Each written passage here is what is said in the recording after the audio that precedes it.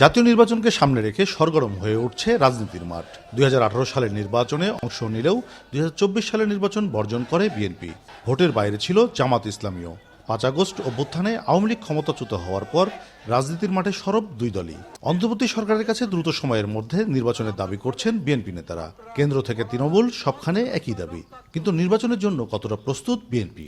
BNP একটা নির্বাচনমুখী গণতান্ত্রিক দল। আমরা বিশ্বাস করি দেশে একটি গণতান্ত্রিক একটা মহান সংসদ দেশ পরিচালনা করুক। হিসেবে বিএনপির ব্যাপক প্রস্তুতি সবসময় ছিল।